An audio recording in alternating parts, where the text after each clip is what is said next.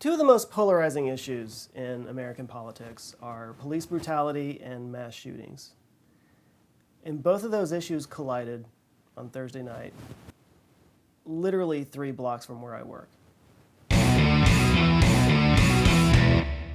Now, as for the mass shootings, it's depressing. You know, they just keep happening and nothing ever changes. Our elected representatives don't have the courage to stand up and actually do something to change it, and it just leads to this feeling of just hopelessness. I want to do something, but like everybody else in the world, the question is, what? I have this channel, I have a bit of a following, and I think to myself, what could I possibly do that could make a difference here now that I have this platform? And I've noticed that there is one thing that I may actually be able to do something about. And that one thing is that all of these mass shootings, almost to a T, have one thing in common. And if you think I'm going to talk about guns, you're wrong. I've covered that topic before and I have all the hate mail to prove it. It's that every single mass shooting, almost without fail, involves a young male. It's like there's some kind of danger zone if you have a Y chromosome and you're in between the ages of 15 and 30, that one day you might just wake up and decide to go shoot a whole bunch of people. And according to the analytics on my site, 60% of my viewers fit into this danger zone.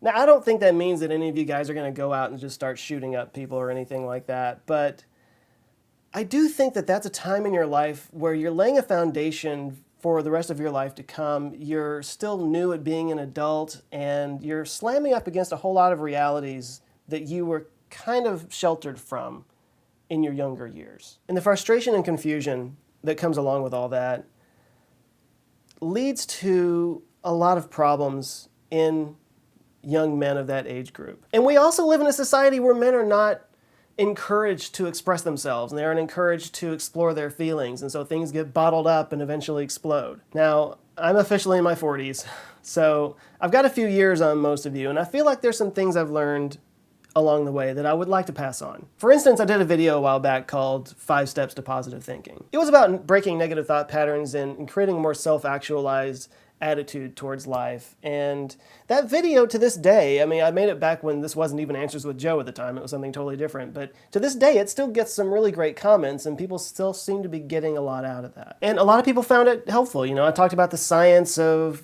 negative thought patterns in your brain, the way the more you think about something, the stronger that pathway becomes, and why it's important to break those pathways. I'd like to do more videos like that. We talk a lot about the big science questions on this channel, but the biggest mystery in science is the human brain. It's literally the most complex object known to man. And it controls everything in our lives, from our actions and behaviors all the way down to just the way we perceive the world. I want to take that unending curiosity toward particle physics and quantum mechanics and dark matter and move it inwards and focus it on ourselves. Let's get better at life. I've been blowing your mind for a couple of years now, and now I want to put it back together again. Not saying this channel is going to become something totally new. It's just going to incorporate some of this stuff as well, because I don't know what else to do. I can't change a lot of things, but if I can broaden the perspective of one person that's starting to go down that dark path, then maybe I could stop something like this from happening. I don't know. And it might not be that dramatic, but I think it's important. I think it's something that everybody can benefit from. Most people are controlled by their brains. Let's put ourselves in control for once. For anybody who's wondering, and I have been asked this, no, I didn't lose anybody that I knew personally in the attacks, thankfully.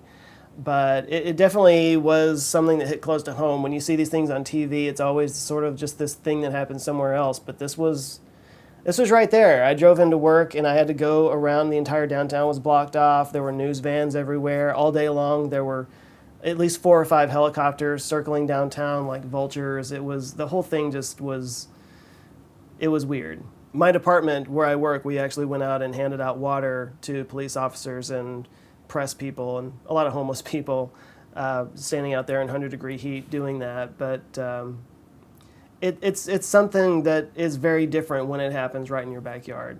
It's just the psychic energy all around. It just changes completely. Anyway, I know this isn't the kind of thing that you guys normally come on here for on Monday to watch, but I couldn't not talk about it, and I didn't want to wait till like a midweek video because, you know, that would be a week later, and it just seemed like something that needed to be talked about right now. So to all of you out there, stay safe, but do what's right. Thank you so much for being a part of this channel, and this channel will turn back to normal pretty soon, I promise. But let's talk about it all down in the comments, but please keep it civil. And I will talk to you guys soon. On to better and things. Love you guys. Take care.